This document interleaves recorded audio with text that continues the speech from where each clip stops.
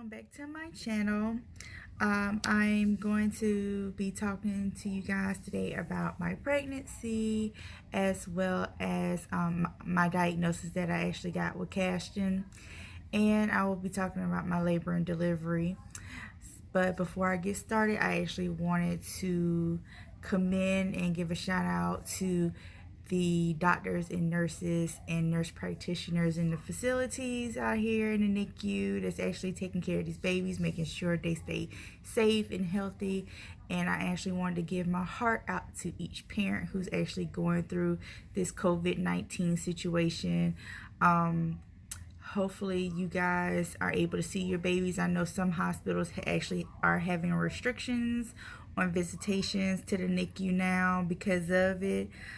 But I know some facilities are not, but they're only allowing one parent to come back a day. So I want to give my heart out to you guys, let you know you're not in this alone and everything's going to be okay. And hopefully this whole pandemic will actually be over with soon. But getting back to what I want to talk about today, I actually wanted to talk about my pregnancy. So February 22nd, 2019, I found out I was pregnant. By chance, I was actually out of work due to a back injury, and I wasn't feeling well. I had been on steroid medication and everything, which was kind of scary when I found out I was pregnant because I thought something was actually going to happen to Cashin, and I didn't know how to take it. But I found out I was pregnant, and it was funny how it happened. I was actually in the bathroom. My husband has to actually at the time help me out with a lot of stuff because I couldn't really walk and stuff like that, so he had to help me walk.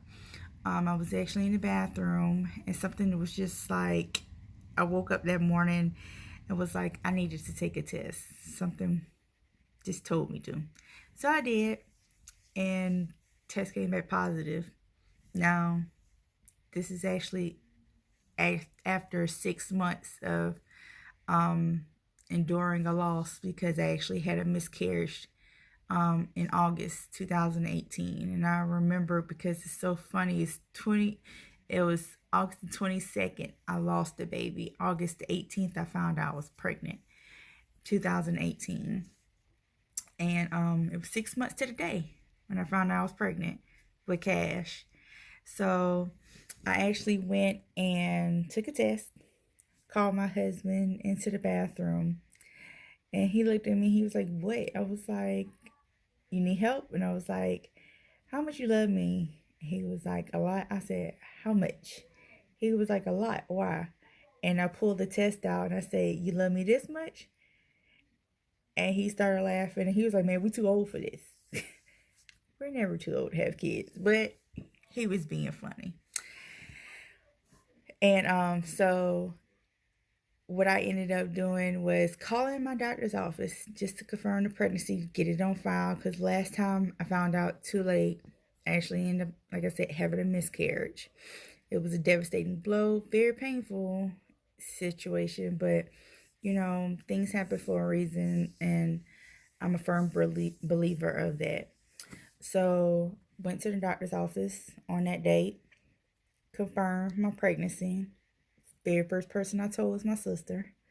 Um, I actually FaceTimed her and had her read the piece of paper, and she started screaming. This time she didn't cry and hang up the phone. She hung up the phone on me the first time. But it was a good thing finding out I was pregnant.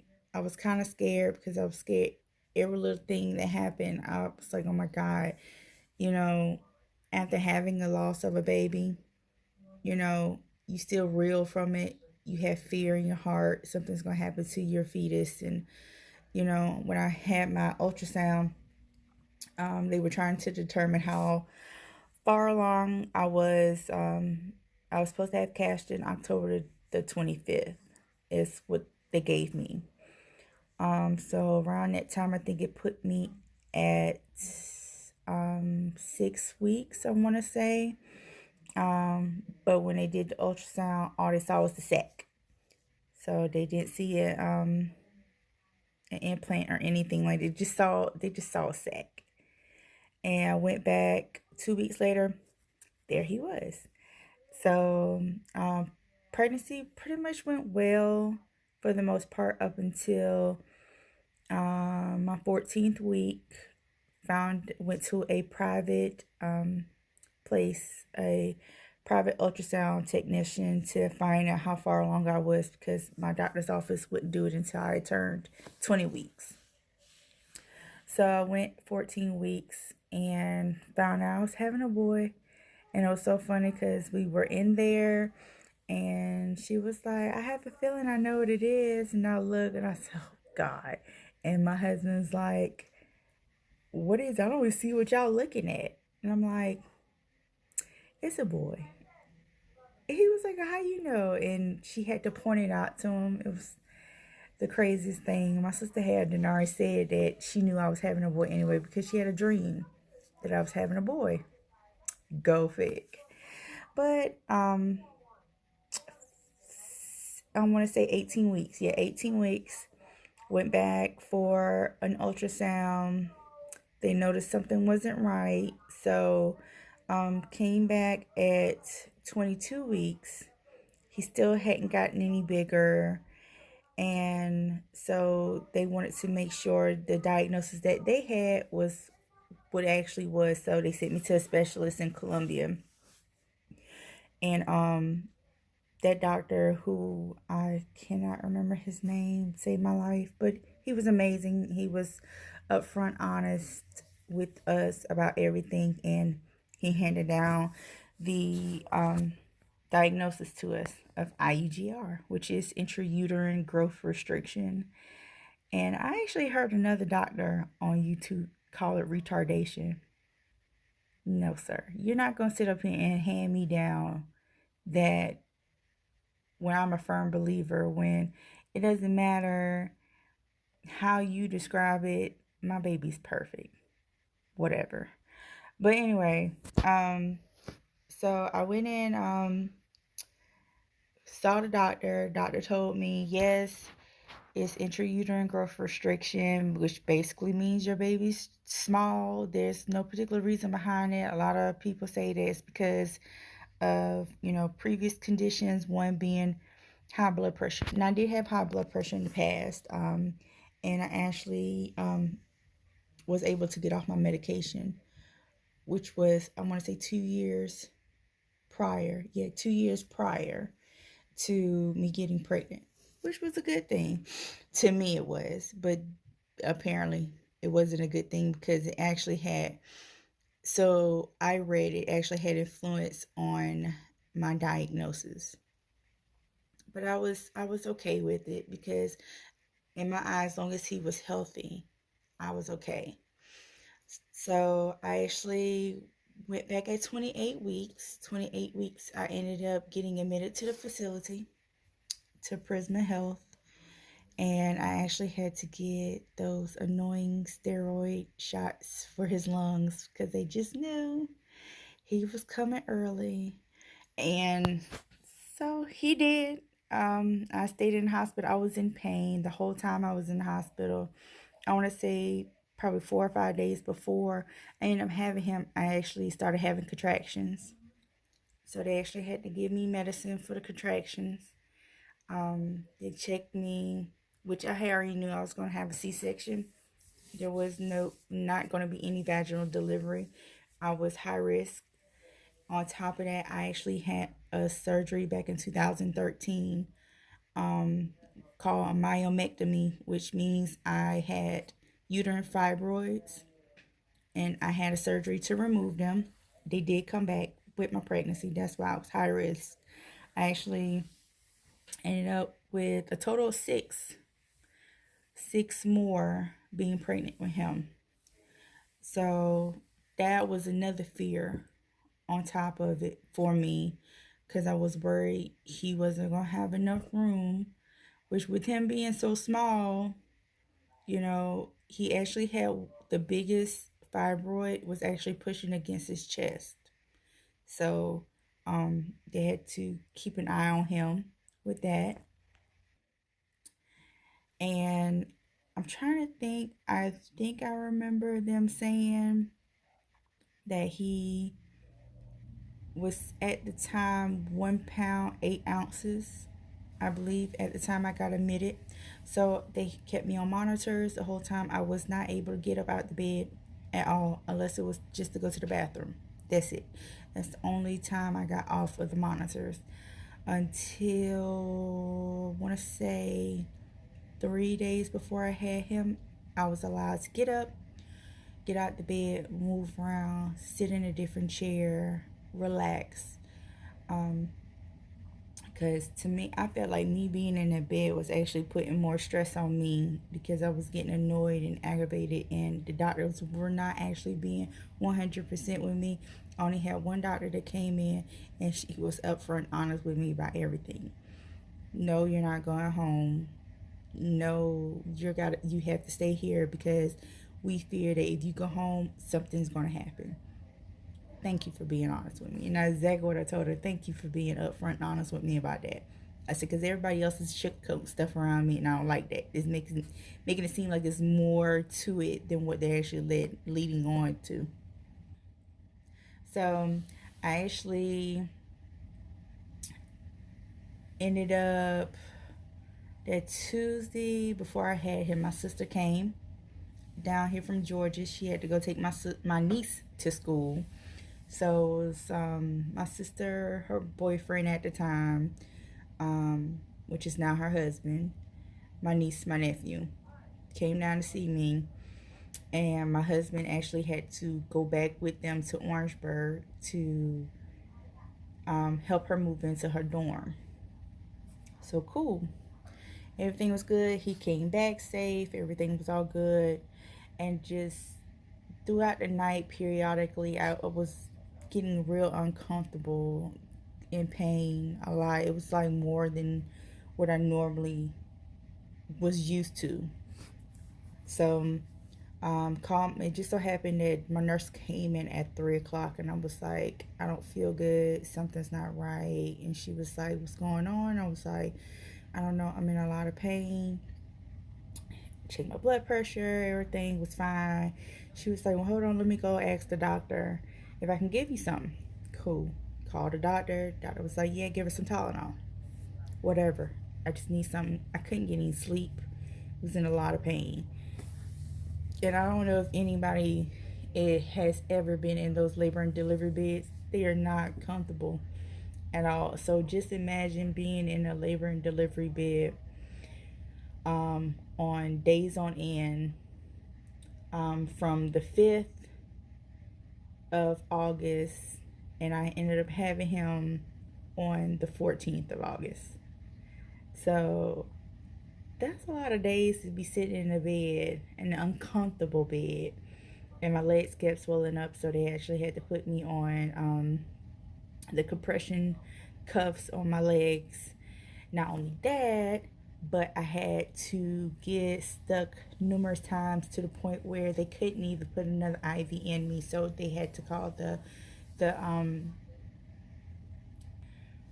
so they actually had to end up calling the vascular team to come in. I had to get 2 ports put in, one in each arm, so that sucked. So I ended up having him that morning, and it was so scary because I had finally gotten back to sleep after she gave me the Tylenol. All of a sudden, boom, a whole team of people come rushing in, and they're like, hey, Miss Presley, I need you to turn on the left side. We can't get Cash's heartbeat. Okay, cool. Turn on the left side. Still can't get it. Turn on the right side. Can't get it. I need you to get on all fours. When she said that, I knew that was it. I knew he was coming because I had already been through that situation before where I had to turn on left, right for them to find him. Found him, no problem. But that particular morning, I had to turn on all fours. So hey, I knew something wasn't right.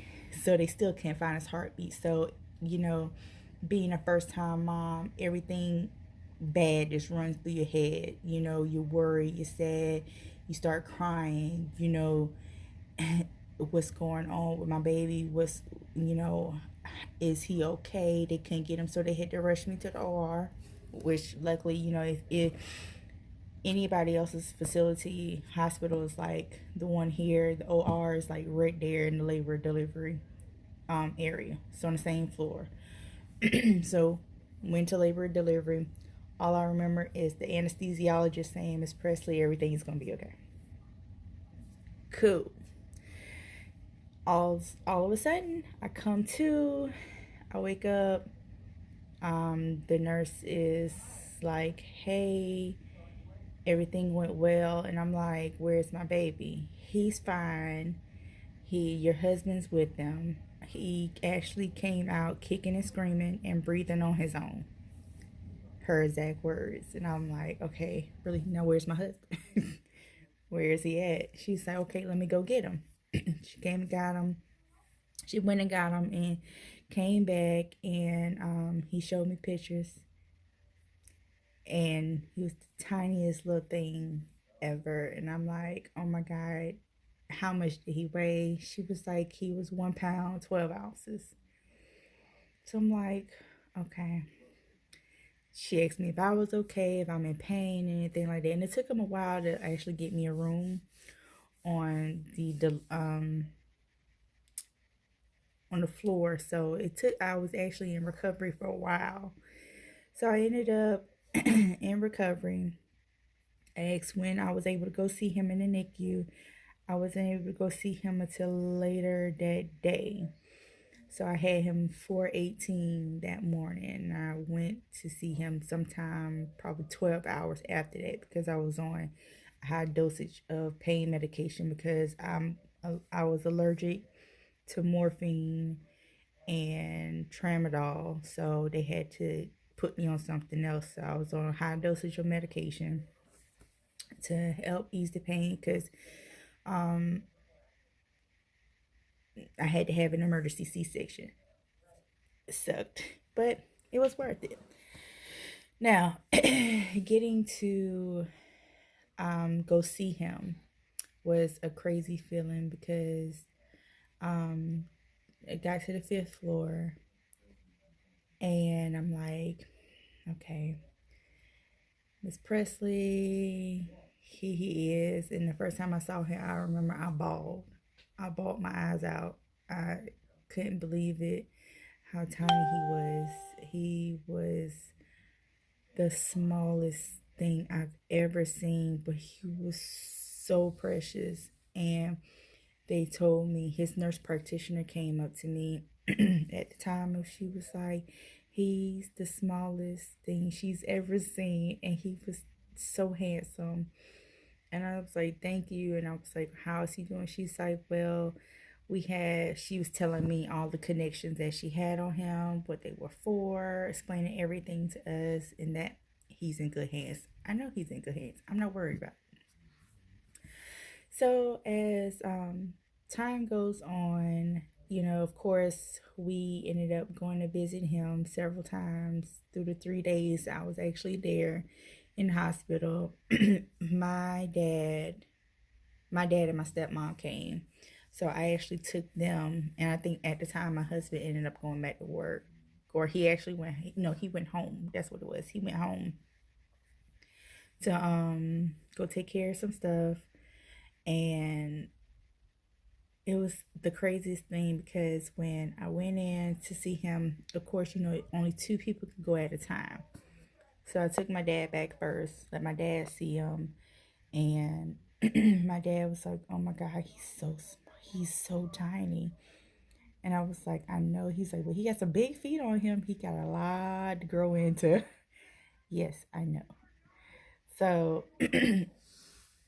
as the days went on, um, it came up to the point where it was time for me to be discharged and go home.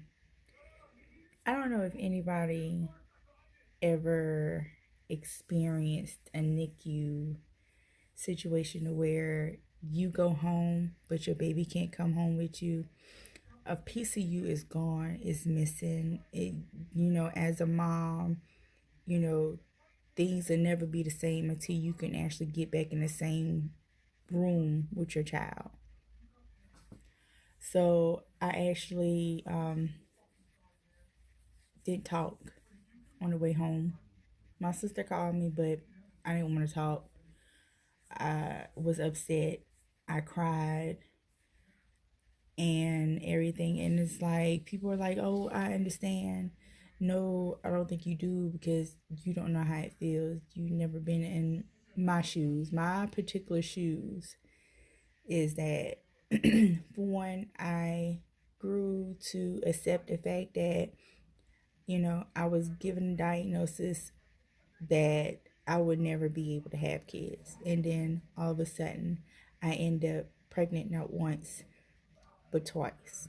First time I had a miscarriage. The second time I actually have a child that's sitting in the NICU who's defenseless and helpless and can't do anything for itself. And your mother instincts, it kicks in, and you want to be there with your child at all times to make sure he or she has everything that they need and that you take care of it. You don't want nobody else to do it. You want to do it. That's just your motherly instincts. So I got upset. I was terribly upset. I yelled at my husband, yelled at my mother-in-law, yelled at my sister. I didn't want to deal with nobody. I just wanted to get back to my baby. Point blank, period. So I ended up getting back to him. Went home on the 17th, and I ended up getting back to him the next day. Ha! That was a long 24 hours. Long 24 hours. Got back to him, and it was about a week before I was able to hold him. And when the first time I held him, I cried. I cried. Just like a mom would cry their child first day of school. I cried. I was bawling. And for you to sit up here and tell me I needed to stop crying, it's a mom thing. For me, it's a mom thing. So we ended up staying with the Ronald McDonald House Charities. And so I was actually in walking distance of him. So I was able to go see him twice a day.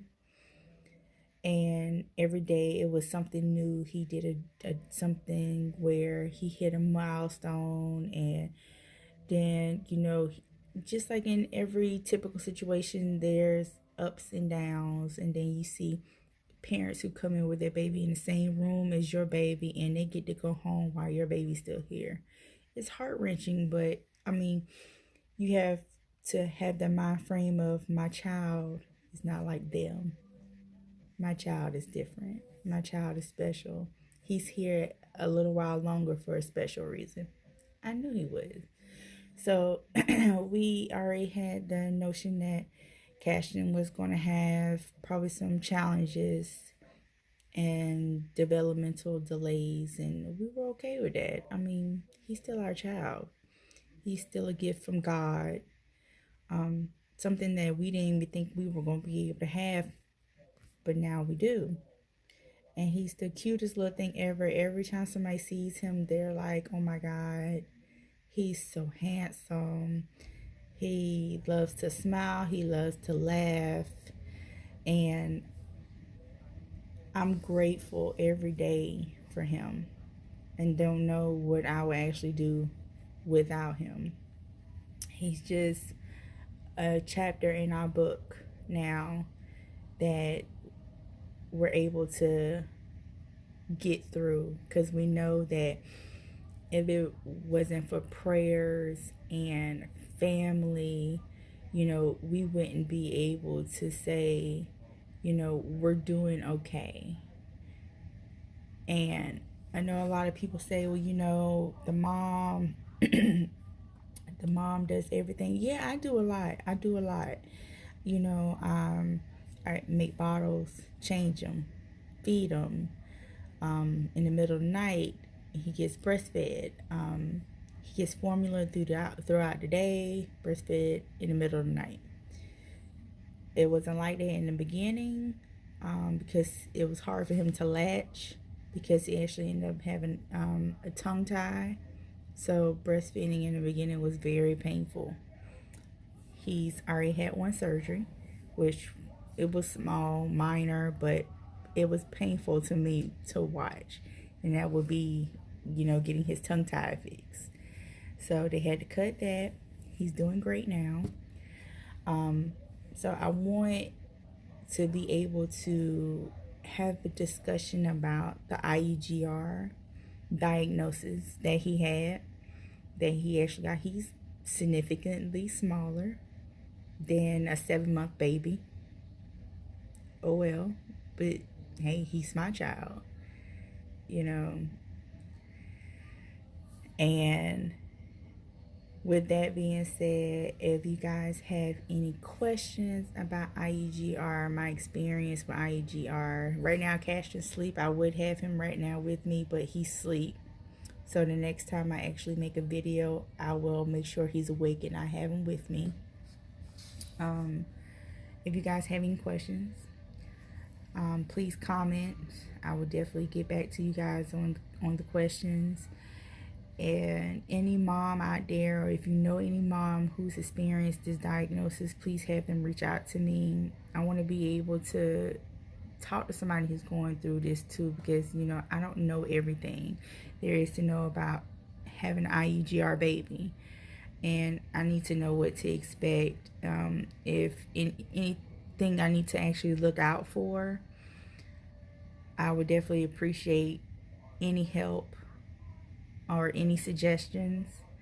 That would be great. But please like, share, subscribe to Cashton's journey. I want you guys, like I said in the previous video, to go along with us on this journey. It's not going to be an easy road, but I know we're going to get through it. But I hope you guys enjoy the rest of your day. Peace.